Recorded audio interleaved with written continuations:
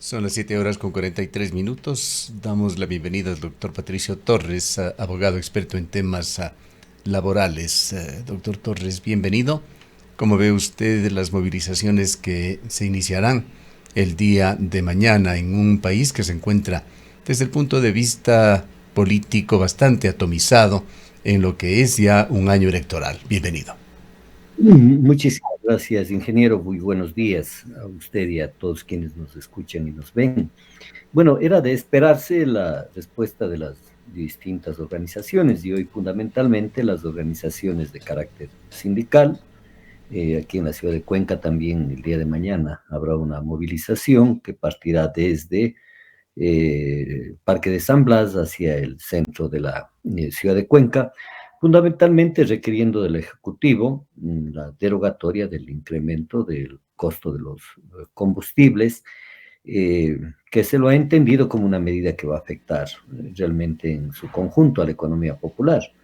Dicho sea de paso, se ha tornado oficial, hay pocas voces discrepantes con respecto al tema de los subsidios, pero que creo que deberíamos poner atención, sobre todo a las alertas que ha hecho el dirigente de los trabajadores petroleros en establecer que efectivamente no hay subsidio aquí en el Ecuador y que tiene que ver con los costos de producción. Pero miraremos la respuesta que podría dar el gobierno con respecto a la pretensión de las organizaciones sindicales y como he vuelto a manifestar, pues el día de mañana van a hacer su expresión, diríamos, de rechazo a este proyecto que no solamente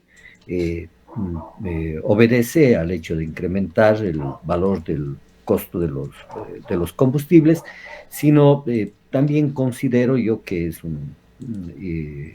una medida que tiende un poco a valorar la respuesta social que pueda haber con respecto a un mayor incremento en los meses futuros. Doctor Torres, muy buenos días.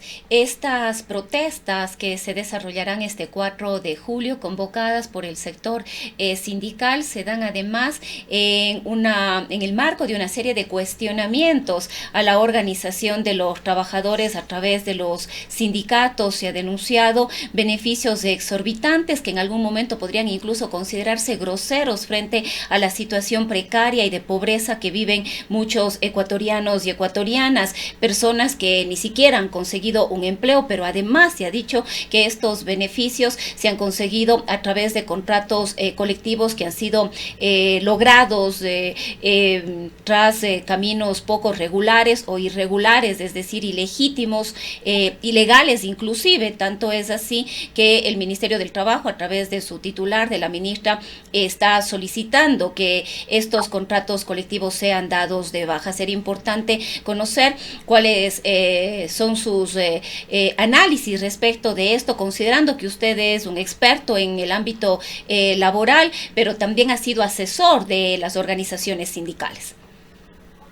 Sí, créeme que siendo diputado, yo voy a hacer una petición formal a los diputados de la provincia de La Suay, que le lleven a la ministra de Trabajo para que pueda responder por una serie de inculpaciones que se refieren al tema de la contratación colectiva aquí en nuestro país.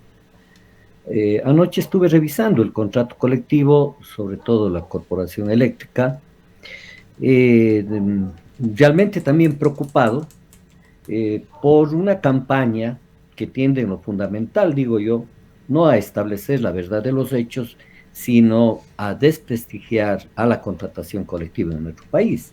Vale la pena decir que efectivamente requerimos un debate serio y vale la pena señalar que el derecho de la contratación colectiva aquí en nuestro país está muy vinculado al derecho a la organización. Y en reiteradas oportunidades se ha venido manifestando que el Ecuador es el país, creo que de los pocos en el mundo, donde casi no existe organización sindical. Y para dar un ejemplo, en el Ecuador menos del 3% de todos los trabajadores del país están organizados en sindicatos o comités de empresa. Y esto tiene que ver con elementos de carácter legal y también con una realidad concreta, es decir, los empresarios pueden perder todo pero no efectivamente permitir que que los trabajadores puedan organizar y constituirse sindicatos. Todos los días, efectivamente, o mejor dicho, existe una tendencia general por parte de los mismos trabajadores de no querer organizarse en sindicatos o comités de empresa por la retaliación que tienen. Dicho esto, entonces, prácticamente las únicas organizaciones sindicales están ubicadas en el sector público, y dentro del sector público las más importantes, diría yo, son las que están en los gobiernos autónomos descentralizados municipales, ¿no? O provinciales, y en las empresas públicas. Hay que entender de que las empresas públicas tienen un régimen especial que están regulados por lo que se llama la Ley Orgánica de Empresas Públicas. Bien, entonces, partiendo de esto, mire usted, tenemos que entender que la contratación colectiva aquí en nuestro país, antes que tener, si se quiere, posibilidades de la negociación, etcétera, ha sido muy, muy limitada. Y sobre todo, fundamentalmente, a partir de la Asamblea Constituyente del 2008, mediante los mandatos constituyentes 2, 4 y 8. Y esto es importante que la ciudadanía conozca. El mandato constituyente 2 establece los límites de las remuneraciones en el sector público en el país y dispone que nadie puede ganar en el Ecuador más que el presidente de la República. Ese es el primer elemento. Pero luego, en la asamblea mismo, se comenzó a discutir, ¿y qué ocurre, decían, con respecto a gerentes o representantes de determinadas empresas públicas, no, que no van a estar equiparadas sus remuneraciones con los que pueden percibir fuera del país? Y se pusieron excepciones.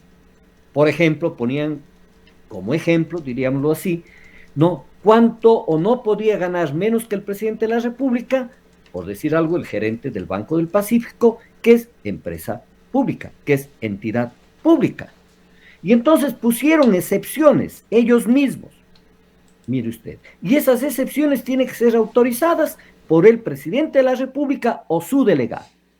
Entonces, si hay latisueldos o remuneraciones más allá que las que percibe el presidente de la República, eso es autorizado por ellos mismos, es decir, por el Ejecutivo, y sobre todo para garantizar efectivamente tener, decían, personas eficientes gerenciando empresas públicas muy importantes.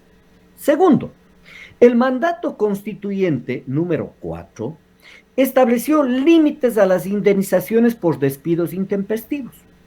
Y entonces el mandato constituyente número 4 dijo, señores, cuando exista indemnización por despido intempestivo, el monto máximo a pagarse por indemnización por despido intempestivo tendrá que ser 300 remuneraciones básicas unificadas del trabajador privado. Mire usted, ahí tiene un límite. Es decir, cualquier persona que sea despedido intempestivamente, que podemos analizar luego esa figura, no podrá tener una indemnización superior a las 300 remuneraciones básicas unificadas del trabajador privado. Digo, entonces, este mandato constituyente estableció un límite, el cual tenía que ser regulado posteriormente en los contratos colectivos. Y el mandato constituyente número 8 estableció límites a las cláusulas de los contratos colectivos. Estableciendo límites a las cláusulas de los contratos colectivos, decía incluso que serán consideradas nulas de pleno derecho aquellas cláusulas que establezcan excesos en la contratación colectiva. Y ponía como ejemplos, por ejemplo, la transmisión de los puestos de trabajo, ¿no?, de trabajadores a sus familiares, o por ejemplo, vacaciones pagadas para el grupo familiar, o subsidios o pago de tarifas de los trabajadores en donde que presten servicios, esos aspectos, o vacaciones más allá de los establecidos en el Código de Trabajo. Es decir, el mandato constituyente estableció ya límites al tema de los denominados derechos o conquistas de los trabajadores en el sector público. Y efectivamente, luego de eso, mire usted, se dispuso mediante una reglamentación revisar todos los contratos colectivos en el sector público. Y ahí se revisaron absolutamente todos. Y en esa parte, ya estamos hablando del año 2009, efectivamente en el Ministerio de Trabajo se eliminaron, etcétera, determinadas cláusulas de todos los contratos colectivos en el sector público en el país. Por eso, entonces, ahora el supuesto discurso de los contratos colectivos con determinadas o exageradas, no, uno tiene que poner en discusión porque señalando, si usted revisa los contratos colectivos de las empresas públicas que han señalado, usted va a encontrar entonces que lo que tienen es fundamentalmente 4 aspectos, ¿no?, que creo que son importantes que la opinión pública conozca. Uno, indemnizaciones por despido. Doctor Torres, vamos a ir a esos detalles posiblemente más adelante, pero hay una situación de pobreza generalizada en el país. Y hay cifras estadísticas que dan cuenta de que hay enormes desbalances en Ecuador. Un 70% de subempleo en el Ecuador, cifra oficial, y que continúa subiendo. El fenómeno de la migración. Los trabajadores formales son una minoría en el país, los sindicalizados una minoría aún más pequeña, absoluta minoría en el país, minoría privilegiada. Más allá de los errores que han cometido el legislativo o el ejecutivo, los gobernantes de turno que se van sucediendo, están también los dirigentes que clientelarmente siguen tramitando contratos lesivos al interés público que realmente resultan una grosería ante el resto de la población. Mire, partamos de esto. A ver, revisando los contratos colectivos, no es porque esté queriendo defender los contratos colectivos, bueno, mi actividad profesional, yo soy abogado de algunos comités de empresa vinculados al sector público, pero pongamos el ejemplo de los contratos colectivos que están planteados como en discusión, porque no se ha planteado... CNEL, SELEC, Petroecuador... Sí, planteemos. El de SELEC, ¿no? Estuve revisando y tienen las cláusulas que tienen en su mayoría los contratos colectivos en el sector público. Y que diríamos que los temas cuestionados son los siguientes. A ver, indemnización por despido intempestivo. Es decir, en el de SELEC, si mal no recuerdo, por ejemplo, aquellos trabajadores que han laborado menos de 4 años y son despedidos intempestivamente, como indemnización, si mal no recuerdo, son 240 remuneraciones. Por supuesto, usted multiplica las 354 remuneraciones, que son las que corresponden al año 2015, y multiplica por 240 remuneraciones, efectivamente tiene una cantidad superior a los 60, 70 mil dólares. Pero esta es una cláusula, mire usted, que tiene que ver con el derecho a la estabilidad laboral.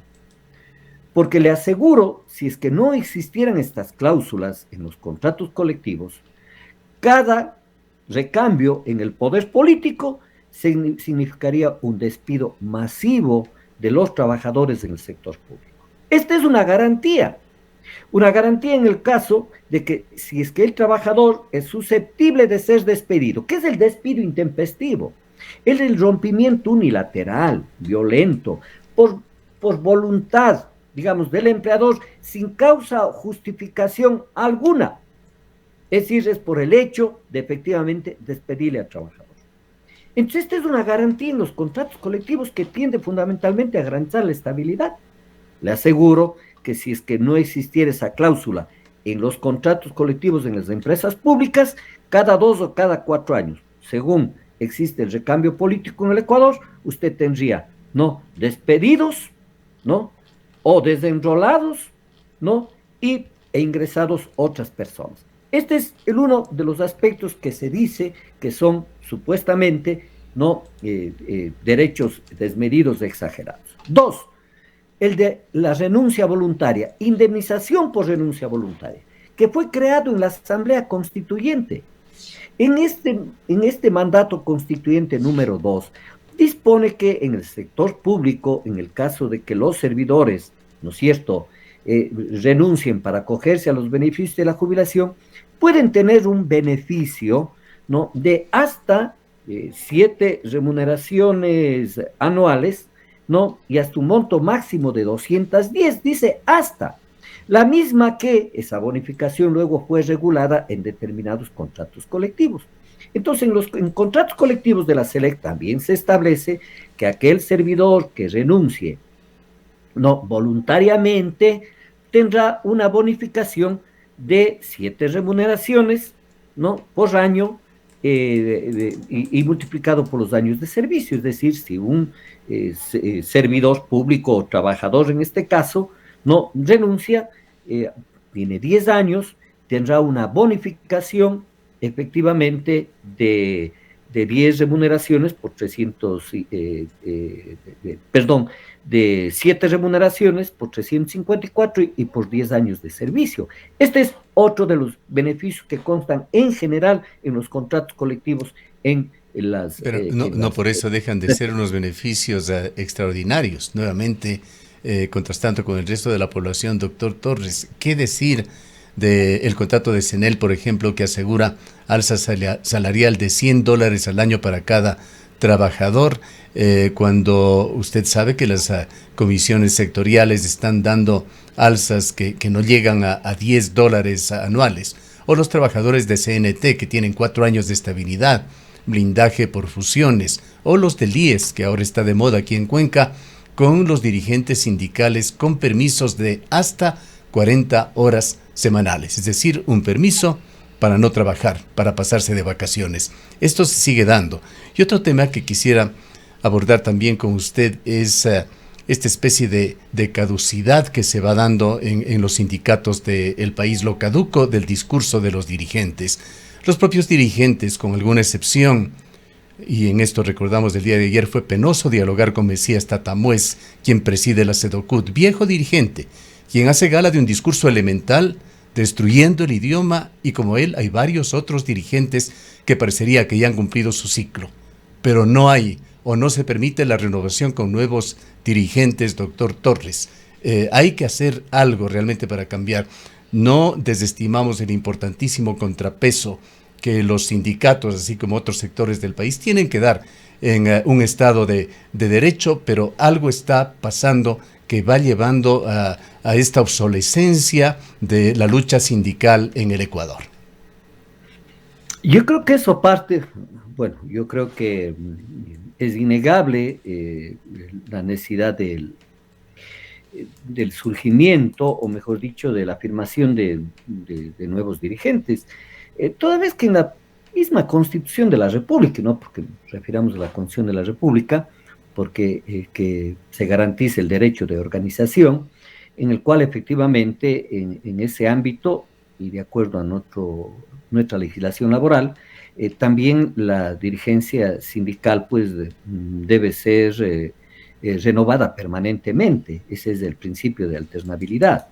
No puede pues existir dirigentes que pasen años y años al frente de la organización sindical. Pero hay mecanismos. Bien.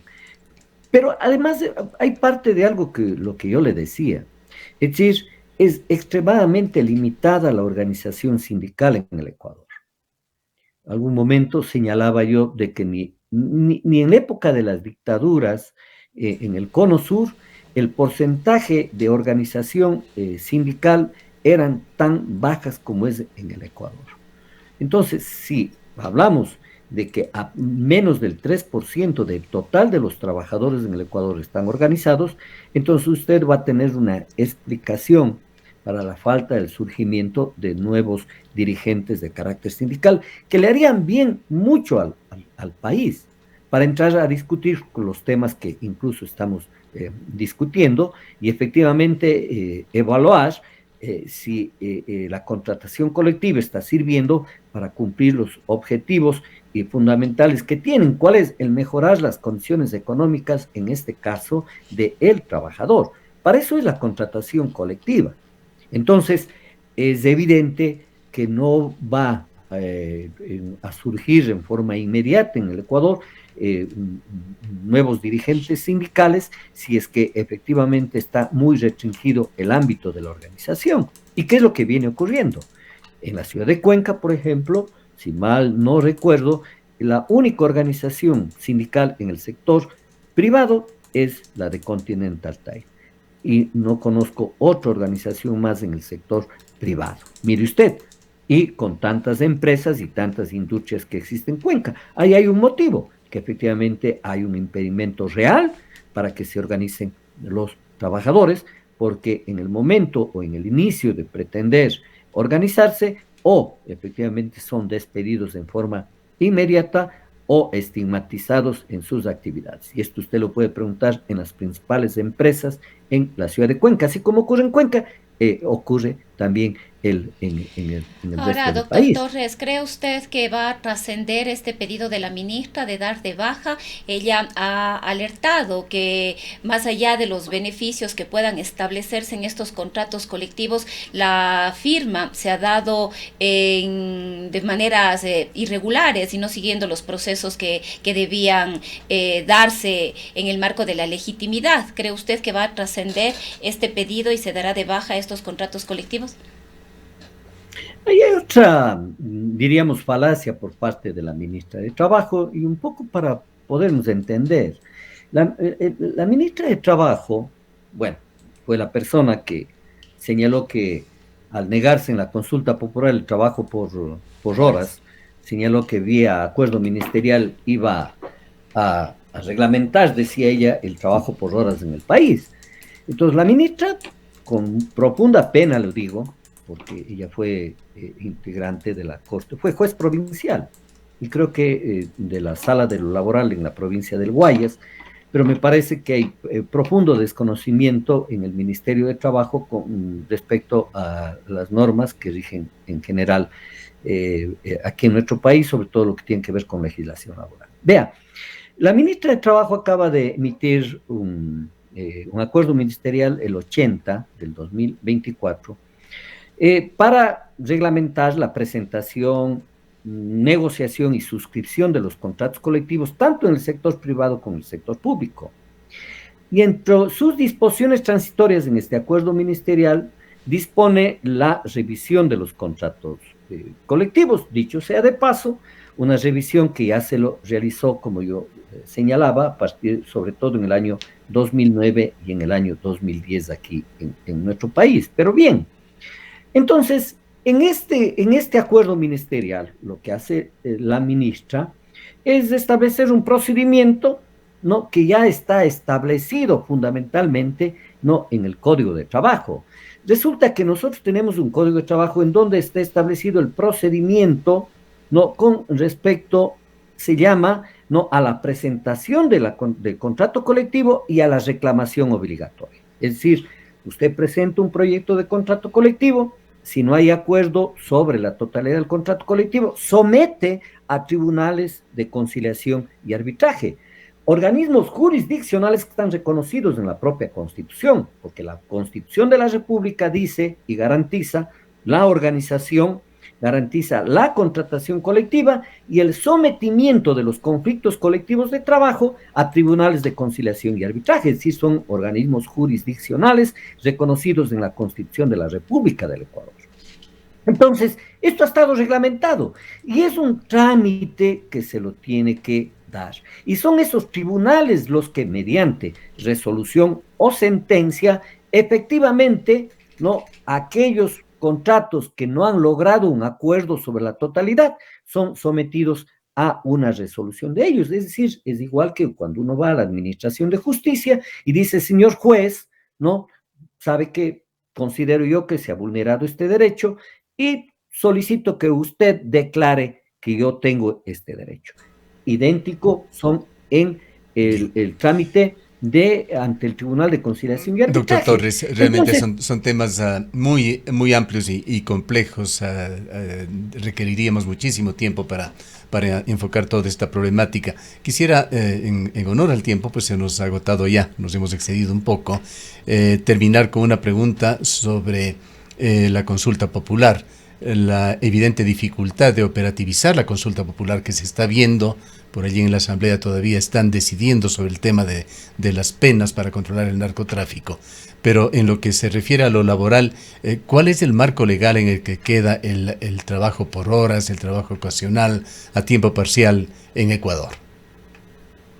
Bueno, fue negado y efectivamente, en alguna oportunidad señalaba, eh, debemos comprender, yo creo que, como se dice, sentarnos y analizar adecuadamente. Nosotros tenemos un marco jurídico con respecto al tema laboral, en donde existen más de 37 modalidades de trabajo. Más de 37 modalidades de trabajo. Porque se nos da la impresión, sí, el contrato tipo de trabajo es efectivamente el contrato de carácter indefinido, con 3 meses de prueba.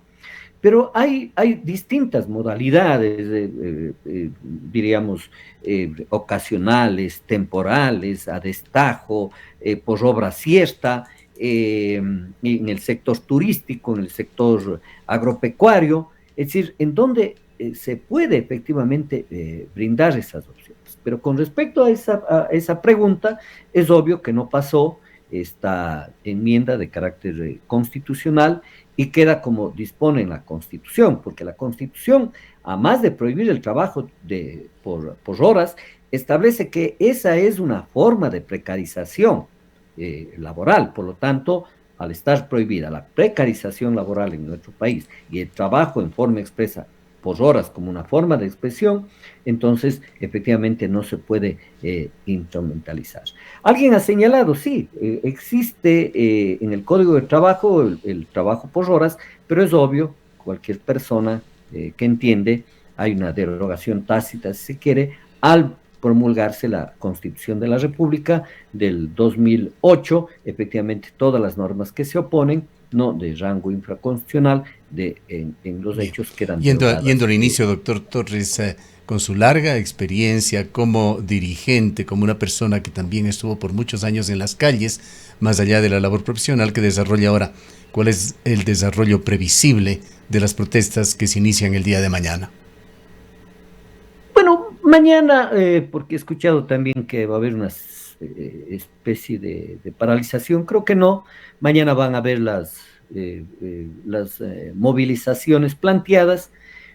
Yo creo que más que nada es un llamado para que el gobierno tome en consideración eh, eh, el hecho de que efectivamente esto va a afectar a los sectores populares y, y que cambie el rumbo de política económica, porque se evidencia cada día más de que el recetario es un recetario fondo monetarista. Esta es un compromiso adquirido al suscribir los acuerdos con el Fondo Monetario Internacional y que este incremento es preliminar, sobre todo es una especie de sondeo de cómo la población va a responder.